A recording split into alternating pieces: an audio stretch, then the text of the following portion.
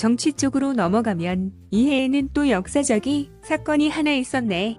남북 정상회담이었지. 남과 북이 분열된 이후 최초로 이루어지는 남북 정상 간의 회담이었고, 그 당시 김대중 대통령과 북의 김정일 주석이 남북이 분열된 이후 55년 만에 처음으로 손을 마주잡았었어. 6.15 공동성명과 각종 민간교류, 그리고 김대중 대통령의 노벨 평화상 수상까지 일련의 성과를 거두었지만 이후 급작스런 정세 변화와 대북 송금 문제 등등 여러 가지 명암을 남겼던 사건이었어. 그리고 16대 국회의원 선거도 있었는데 그 당시 차기 대통령으로 매우 유력하던 이회창 총재가 이끄는 한나라당이 과감한 공천물 가리로 133석을 획득 일당이 됐었네. 이 선거 역시 몇 년 뒤 차뜯기 등으로 많은 오점을 남겼던 선거였지. 사회면으로 한번 가보면 이해 가장 충격을 줬던 사건은 소위 명문대생 존속살인 사건이란 타이틀로 불렸던 이은석이란 대학생이 부모를 망치로 잔인하게 살인하고 사체를 잘라 과천 여기저기 쓰레기통에 토막으로 유기했던 사건이었어. 군인 출신이었던 지나치게 엄격한 아버지의 학대와 어머니의 동조, 게다가 부모의 심각한 불화 등 가정 파괴와 지속적인 아동학대가 얼마나 끔찍한 결과로 마무리될 수 있는지 경종을 울려줬던 사건이었지. 미국 같았으면 무죄가 나왔을 사건이라고 할 정도로 참작할 만한 사안이 있었던 사건이었지만 결국 무기징역을 선고를 받았어. 그리고 또 하나는 영화까지 나오고 재심이 이루어졌던 약촌 오거리 살인 사건이었어.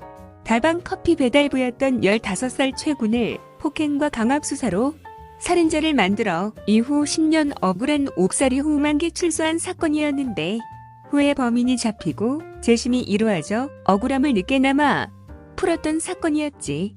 80년대 권위주의 정부도 아니고 2000년 민주화된 정부에서 어떻게 그 당시 이런 사건이 일어났는지 지금 생각해도 참 희한한 일이야.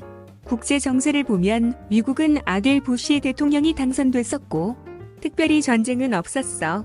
미국은 이때가 마지막 호황기였다고들 해. 다음 해에 9.11 테러가 일어나고 미국이 본격적인 내리막길을 걷게 됐다고들 하지. 음악 쪽을 한번 볼까? 이해 봄의 기네스북에 오른 곡이 하나 등장하는데 샤프 스위트란 곡이 방송에 가장 많이 나왔던 곡으로 봄부터 그야말로 틀면 나올 정도로 대히트를 기록했었고 일본에 진출 가장 성공한 한류 스타였고 SM을 최고의 기획사로 만들어준 보아가 데뷔했었어. 그리고 이해 히트 상품을 좀 볼까? 이해에는 여러 인터넷 사이트들이 인기를 누렸지만 그 중에서도 최고의 화제가 되었던 건 바로 아이러브 스쿨이었어. 그 당시 아이러브 스쿨 한번 접속해보지 않았던 사람 없을 거야. 희한하게도 싸이월드와 함께 아이러브 스쿨도 폭발적인 인기를 누리다 거품처럼 사라져버린 대표적인 기업이 돼버렸지. 그리고 애니콜, 듀얼 폴더가 날개도 친 듯이 팔렸고 초록 매실도 참 나와서 지금까지 인기를 누리고 있지.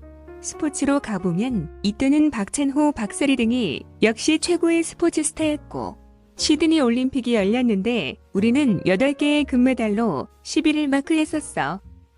다음에 더 재밌는 그 시대, 그 이야기로 돌아올게. 구독과 좋아요들 부탁해.